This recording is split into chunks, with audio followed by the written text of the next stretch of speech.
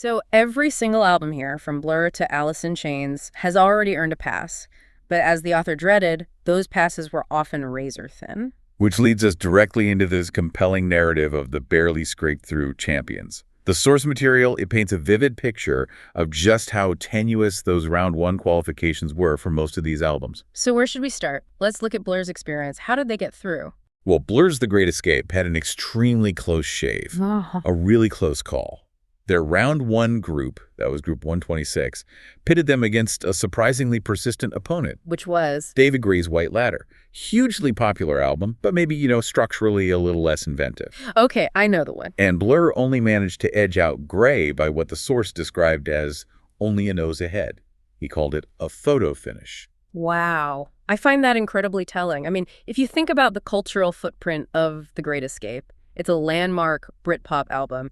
It's just remarkable that it struggled against David Gray. Especially when his album was explicitly dismissed as rather plotting. Right, plotting. Yeah. That suggests that even, established cultural significance doesn't guarantee you an easy pass in this very personalized quest.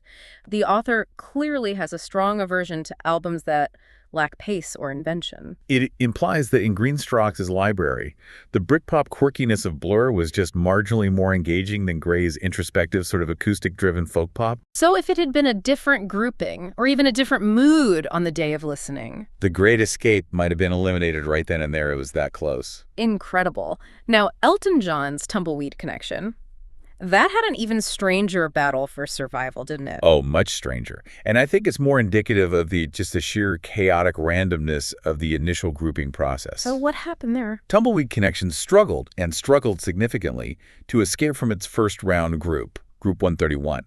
But the competition, it wasn't a fellow classic rock album or, a contemporary chart topper. No. It was pitted against a genuinely niche and pretty abrasive genre.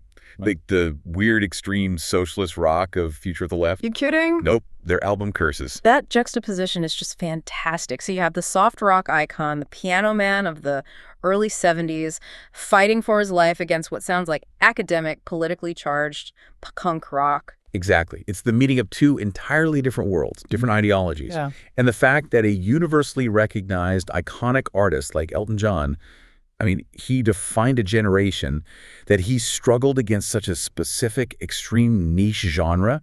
It just emphasizes the power of this highly subjective, confined group competition. He barely made it into round two. Barely. It really shows that Greenstocks has this broad taste spectrum, that, it values intense musical invention and structural rigidity, even when that invention is delivered by extreme socialist punk rock. Okay, so we have two albums, Blur and Elton John, confirmed to be very vulnerable coming into this group 23. Right.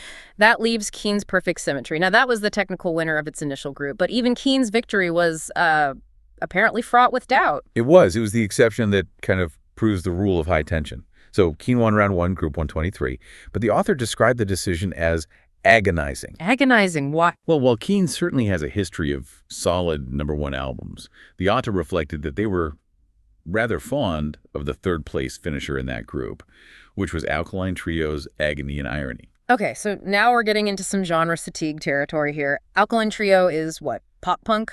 Emo? Yeah, in that ballpark. And Keane is known for these big piano-driven anthems.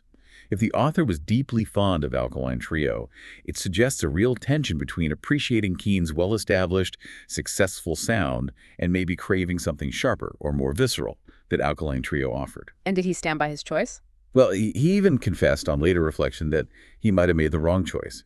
Despite Keane's, established musical pedigree, he acknowledged that Perfect Symmetry had solid melodies, but he openly felt it just wasn't as charming or essential as Keane's first two mega hits. Hopes and Fears and Under the Iron Sea. The very same. So when you look at the complete picture of Group 23, it's essentially this gathering of albums that showed maximum vulnerability in the first round. Right, with the possible exception of Alice in Chains, whose story is a whole other can of worms we need to open. It's basically a group of the walking wounded. It is. It's the perfect setup. These albums didn't get here based on overwhelming quality. They advanced by just outlasting one weaker competitor in a very specific, confined scenario. And now they have to face a fresh test of strength. Which brings us to the biggest mystery of the group. we have to talk about the Alice in Chains anomaly. The logistical nightmare. Okay, so let's pause the ranking of Group 23 for a moment because we have to address this. The most peculiar pre-Round 2 history belongs to Alice in Chains Unplugged. We know it barely escaped from Round 1, Group 108. Right. But that group was composed of other Alice in Chains albums. Why on earth were 3 records by the same band all grouped together? This anomaly is the greatest gift the source material gives us, really, because it stops being a music review for a second, and it starts being an examination of system failure. A behind-the-scenes look at the quest itself. It provides incredible insight into the author's evolving process for the entire Album Quest tournament. A cautionary tale, you could say. So tell us the tale of this logistical breakdown. Okay. So initially, when the quest launched, Green Straw had a finite, sort of manageable collection of albums. And those albums were thrown into groups purely at random, true World Cup style. And that worked fine. Worked perfectly. Right. However, over time, the collection expanded. The author had procured, in his own words, a ton of new music that needed to be integrated into the tournament somehow. Ah, the administrative burden of genius, right? Yeah. How do you smoothly integrate all these new contenders without disrupting the integrity of the bracket you've already established? The answer he chose was a monumental mistake. He had what he called a bright idea to tackle these newer albums alphabetically. Alphabetically. Thinking it would be efficient and orderly. This decision, he confessed, was very quickly and very thoroughly regretted. I can see why. It completely breaks the structural randomness that was the whole foundation of the tournament. Exactly. And I think, you can see where this is going. Alphabetical organization in a deep music collection guarantees one thing. Immediate crushing fatigue. It resulted in what the author vividly termed the Aerosmith nightmare. The Aerosmith nightmare. Okay, I have to hear this. Because the newer albums were being added alphabetically, Grain Straw was forced into this massive block of A artists. This meant listening to 3 entire groups, that's 12 full Aerosmith albums in a row. Wait, 12? 12. And this ordeal was so lengthy and so tedious that it lasted for more than 2 months. 12 Aerosmith albums back-to-back over 60 days. That is not an album quest. That is musical penance. I mean, that volume of listening, the forced repetition, the lack of variety, it must have completely warped his perception of quality and genre for months. It absolutely corrupted the system. The sheer tedium, the mental and auditory fatigue induced by 2 solid months of nothing but Aerosmith, led to an inevitable and immediate switch back to random groupings. He couldn't take it anymore. The system was just too broken to sustain alphabetical order. So the Aerosmith disaster is the direct reason why the Alice in Chains albums were all thrown together. They must have been part of that same block of A acquisitions that had been sorted alphabetically. Exactly.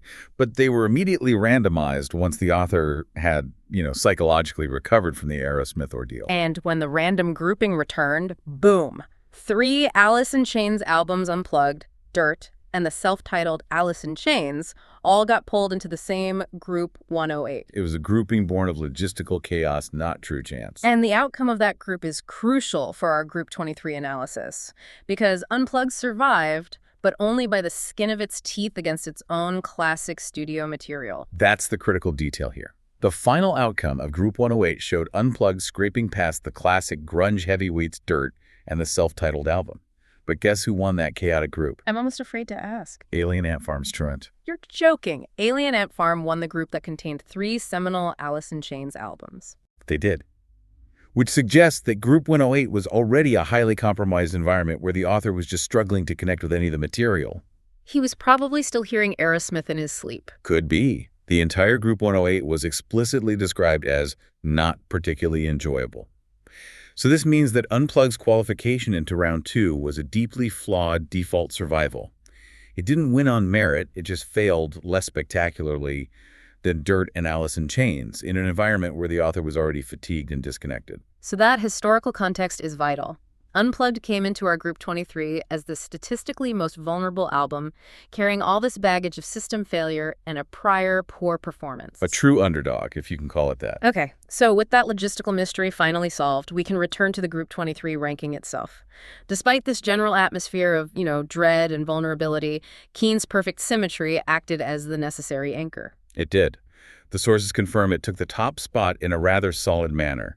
It established itself as the safe pair of hands in what was otherwise a really chaotic field. This is where we see the power of just, well, structural integrity winning out against vulnerability and identity crisis. Absolutely. Even if Perfect Symmetry wasn't the author's favorite Keane album, not the one he initially found the most charming, its fundamental construction was robust enough to overcome the flaws in the other three contenders. The album's peaks were just higher. The peaks were higher, and its overall focus was clear.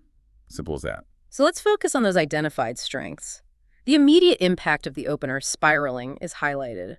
The author calls it superb. In a back-to-back listening scenario like this, securing the lead with a knockout first track, that's arguably half the battle. It absolutely is. Yeah. Especially when you are comparing 4 albums repeatedly. If one album immediately grabs your attention and establishes momentum, it gains an immediate psychological edge. Spiraling sets a high bar of anthemic quality and energy that the other albums just struggled to meet consistently. And it wasn't just the energy, there was a philosophical weight to it that resonated too. The author quotes a specific thought-provoking line that he favored in the analysis. When we fall in love, we're just falling in love with ourselves. And that's what elevated the material above just being, a simple pop structure. It provided a moment of introspection that gave the catchy melody some real depth. It showed that Keane, even on their third album, was still engaging the listener on these profound emotional and intellectual levels. Which contrasts sharply with, say, the purely narrative focus of Blur or the grim acoustics of Alice in Chains. And other tracks like Black Burning Heart and Again are also mentioned as strong material. Yeah, they reinforced that the album's overall shape was extremely front-loaded and provided these strong, memorable points throughout. However, to offer a truly balanced critique, which this album quest demands, we have to acknowledge the structural weakness that kept it from being an absolute masterpiece in the author's eyes. And that was the meandering middle. Right. The sources single out tracks like Playing Along and Better Than This as contributing to that meanders a bit critique. And this raises a really important point about the value of consistency versus peak moments in a tournament context like this. Perfect Symmetry survived because its peaks, like Spiraling and that deep lyrical resonance, were so far superior to the competition that they completely compensated for the middling filler. But if it had been in a different group? If this album had been placed in a group with truly consistent powerhouse records, that meandering middle section might have been fatal. But against 3 vulnerable survivors, it was more than enough for a comfortable first place. So Keane secured the win. Now for the real upset. The most fascinating result of Group 23, which belongs to Elton John's Tumbleweed Connection. This is my favorite part of the story. The album that struggled so desperately against weird, extreme socialist rock in round 1 soared into second place. The author even admitted, this is way better than I remember. This is the definitive evidence that the whole structure of the album quest works. That mandated, listen several times, rule broke the author's previous sort of casual perception of the record. It forced him to genuinely hear the quality that he had previously overlooked or dismissed. So Tumbleweed Connection didn't just advance. It elevated itself dramatically. It went from being an archival curiosity to a comfortable second-place finisher. So what were the specific elements that defined its success? What allowed it to overtake 2 equally famous but very different competitors? Well, it wasn't just musical class. It was sonic cohesion and atmosphere. Greenstrokes found that Elton's raw musical class just shines through. We're talking about superb piano playing, excellent arrangements, subtle guitar work. It all establishes a really unique environment. And that environment is the Southern Americana soundscape. We need to go a bit deeper into what that actually means, musically. What creates that specific, slightly whimsical feel? It's all in the sonic details. Think about the instrumentation here. This is not a standard piano rock album. The production uses these muted, almost dusty tones. Okay. There's prominent use of slide or pedal steel guitar, which immediately gives you that feel of the American South and West, that feeling of wide open spaces and dry heat. The piano itself often takes on a slightly ragtime or country rhythm, distancing it from the bombastic pop that Elton would later champion. So the album isn't just lyrically consistent, with songs about ranches, horses, guns, drinking saloons, but the music itself perfectly reinforces those visual and geographic themes. It perfectly captures the feel of the West, and that narrative cohesion is so powerful in a head-to-head comparison. While Keane had anthems and Blur had satire, Tumbleweed Connection provided a fully realized, immersive world. It's a concept album disguised as a collection of ballads. That's a great way to put it. And when you were listening to 4 disparate albums back-to-back, repeatedly, the one that establishes a clean, consistent, high-quality atmosphere is incredibly rewarding. It was also lauded for being tight and brilliantly produced. Mm. Can we highlight the specific tracks that clinch this position for him? Yes. The sources point to the strength of the ballads. Tracks like Come Down in Time, My Father's Gun, and Where to Now, St. Peter. Okay. These tracks showcased exceptional musicianship and deep lyrical storytelling, and that made them far more compelling than, say, the vague filler that plagued Keane's middle section or the monotonous nature of Alice in Chains. It was a victory of atmosphere and craftsmanship. And it proves that even a previously underrated album can shine when it's forced into comparison with structurally weaker rivals. A real Cinderella story. Okay, so that moves us to third place, where we find Blur's The Great Escape. Now, this is a massive cultural monument, a cornerstone of Britpop history. Yet, in this specific showdown, it was definitively placed a few steps behind Tumbleweed. And this is the point where cultural relevance really meets personal taste and atmosphere. Blur earned high marks for its identity. It's solidly produced and yet quirky throughout. But when you stack it against the pure musicality and the soundscape of Elton John, that satirical edge, maybe lost a little of its competitive bite. The sources highlight its success as a perfect time capsule, right? Lyrically capturing the 90s English social landscape. It does that perfectly. So what specifically makes it quintessentially British pop in this context? It's the hyperspecific character studies. The album operates as a kind of sonic comedy of manners. It uses Damon Albarn's unmistakable Essex accent and his sardonic wit to paint these little portraits of contemporary life. The sequencing of the album is crucial here. It uses specific character songs to get the ball rolling. Starting with stereotypes, and then it just moves through all these different character types. Exactly. You've got Top Man, the miserable neighbor in Arnold Somm, the superficial snob in Charmless Man, and of course the chart-topping satire of the suburban dreamer in Country House. It creates this incredibly immersive, fun, bouncy, and sardonic tone. It demands active engagement from the listener to really appreciate the joke. It does. So, Blur provided creativity, fun, and cultural commentary, underpinned by excellent tracks like the massive, impressive anthem, the universal and the enjoyable closing track, Yoku and Hero. So why did the immersive Americana atmosphere of Elton John win out over this deeply creative English satire? My analysis would be that the structure of Tumbleweed Connection is just fundamentally more consistent.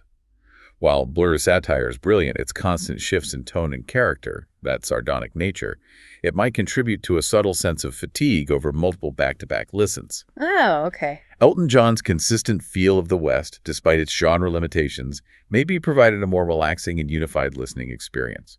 It allowed its high-quality musicianship to shine through without the interruption of shifting satirical character portraits. That makes a lot of sense. Okay. Which brings us finally to the bottom position. Fourth place, occupied by the album that was, let's face it, probably destined for elimination. Alice in Chains Unplugged. The album that only made it into round 2 thanks to the Aerosmith logistical nightmare. Right.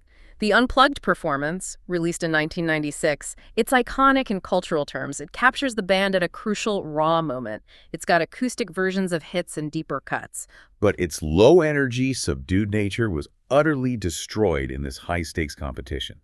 It just couldn't hang. The author's critique was absolutely brutal, wasn't it? Especially given how narrowly it had beaten its own classic studio material in round 1. The source simply stated, "I've never been a fan. It's all rather dull." And that word dull, that classification is the ultimate death knell in a comparative tournament like this. It's not necessarily a criticism of the art itself. The author admits they could appreciate their art and even tolerated the material, but it's a judgment on its ability to compete on engagement. So when forced to listen to it repeatedly alongside the vibrant anthems of Keane, the cinematic atmosphere of Elton John, and the creative quirk of Blur, the subdued acoustic format just failed to maintain interest. It was simply a failure to compete on energy and variety. But wait a second, isn't the whole point of an Unplugged session to be subdued and mournful and emotionally raw? Is the author criticizing the genre choice or the execution of it? That's a great question. Because if he tolerated it after several listens, maybe dull was just a failure to compete on volume and energetic impact against 3 very different, much higher tempo records. I think that's the critical insight. It wasn't a flaw in the music itself, but a failure of the genre matchup in this specific group. The album is emotionally engaging, sure, but it's auditorily quiet. And when you're doing an intensive comparison test, the lack of sonic variety and volume makes it the album you tune out first. And he did make a distinction between the good and bad tracks. He did. He even distinguished between the strong, engaging material like Down in a Hole, Heaven Beside You, and Angry Chair, and what he categorized as the duff material. And that list of duff material included some fan favorites like Rooster Frogs and Sludge Factory. Precisely.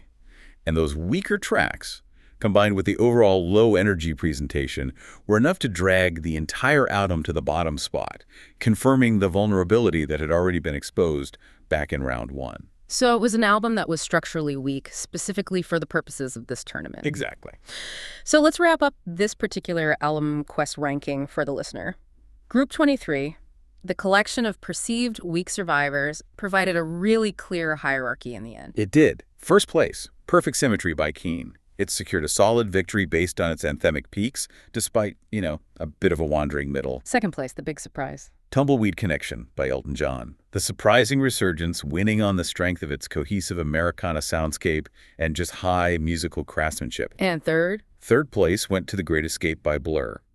A brilliant cultural time capsule of Britpop, but its satire and quirkiness were ultimately overcome by Elton John's more focused atmosphere. And finally eliminated in fourth place. Unplugged by Alice in Chains. Deemed dull because it just failed to compete on energy and variety in that intense back-to-back listening format. This review of round 2, Group 23 of the Album Quest, has been incredibly revealing. I think for me, the biggest musical takeaway is the power of that structured reevaluation. For sure. Seeing Elton John's Tumbleweed Connection vault from near elimination status to a comfortable second place simply because the author was forced to genuinely listen to it several times, that says a lot. And we can't underestimate the importance of the logistical chaos. That Aerosmith nightmare, listening to 12 of their albums in a row, is a crucial anecdote. Why do you say that? Because it's the structural failure of the system that allowed a low-quality survivor like Unplugged to even reach round 2 in the first place.